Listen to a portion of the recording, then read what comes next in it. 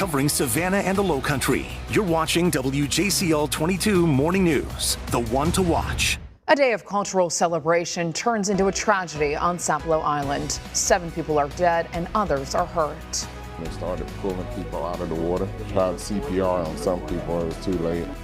What caused a gangway to collapse and why Georgia DNR officials are calling it a catastrophic failure.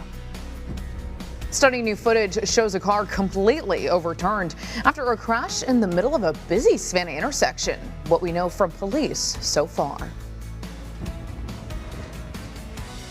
And early voting begins in South Carolina. I'm Savannah Younger live with which candidates you can expect to see on your ballot.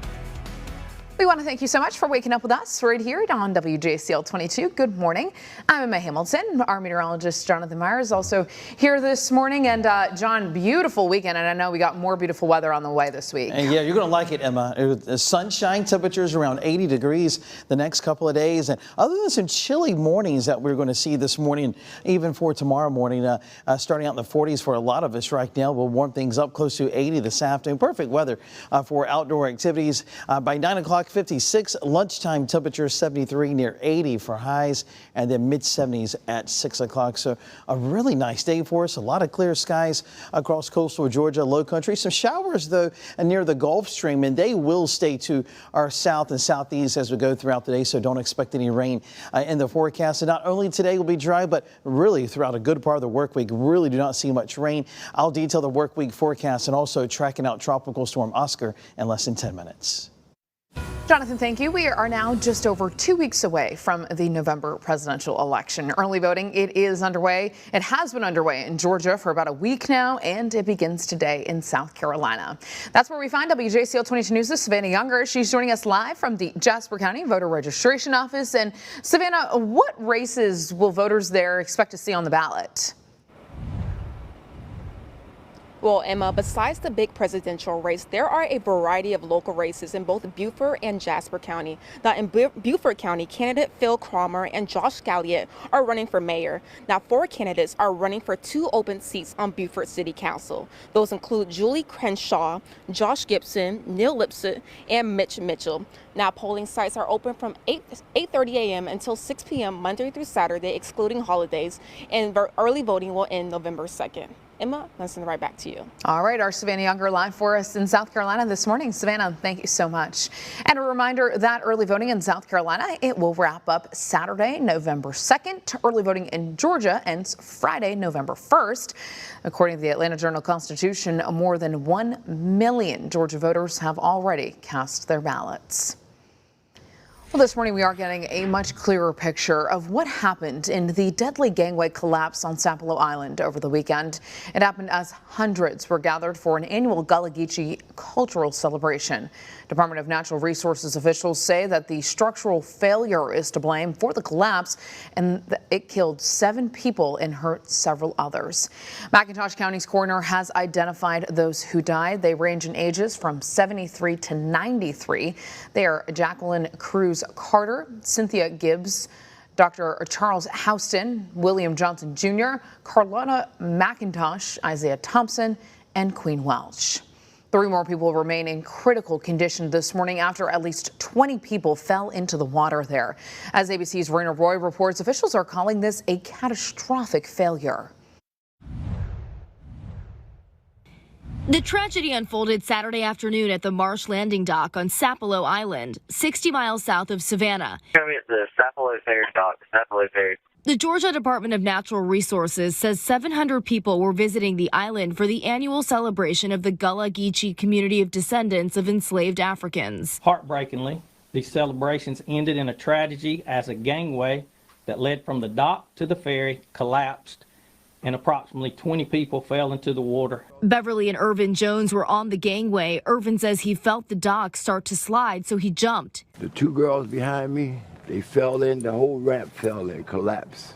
I looked around and they was floating. His wife says people had their children with them. It was just horrific. People was on that ramp and they were sliding in the water and everything. Yeah, and trying to hold on to whatever, but there was nothing to hold on to. The current was so hard, it was just taking people away. The White House says President Biden has spoken with Georgia Governor Brian Kemp, offering his deepest condolences.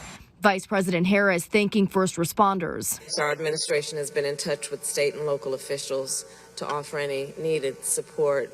And I know on behalf of all of us here that we pray for all of those who are affected.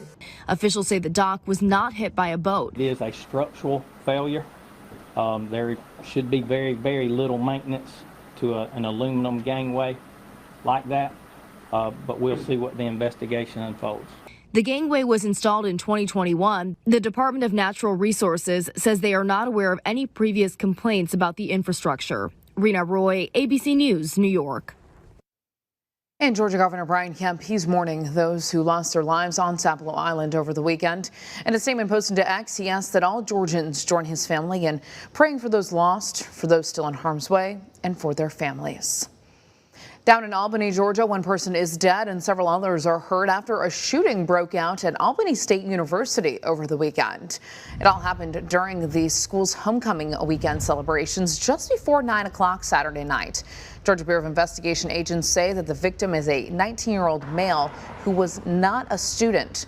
4 other shooting victims were all women, ranging in ages from 13 to 19.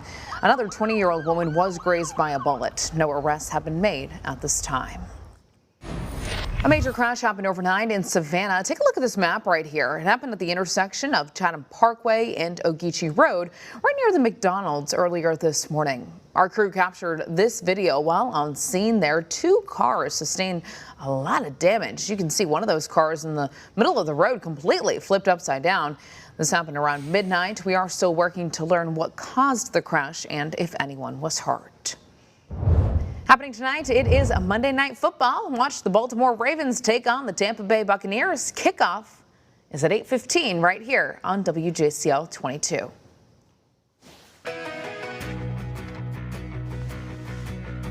Traffic Track 22, not a bad commute this morning if you're making that commute coming out of the Low Country from I-95 southbound Hardyville all the way to downtown Savannah, eastbound I-16, just under a 30-minute commute, and not seeing any accidents as we start the morning up. Again, to see that slowdown around the Hyundai Meta plant there in Bryan County, that around I-16 and Highway 280, but no issues in the Low Country. Emma? All right, John, thank you. It is 6:07, and with 2 weeks until Election Day, things are heating up on the campaign trail.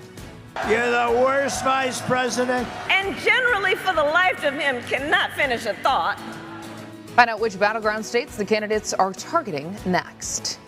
And Boeing reaches a tentative deal with workers after a 5-week-long strike. The new details of that new agreement coming up after the break. This is a live look from Thompson Hotel, downtown Savannah. Clear skies. It is a chilly start to the day. Temperature upper 40s, and get ready for some pleasant weather as we go throughout the daytime. I'll detail that and also tracking the tropics next. To keep up with that certified most accurate forecast throughout the work week, just download our WJCL 22 News app. Your news, weather, and Savannah's hottest hits on Hot 98.3.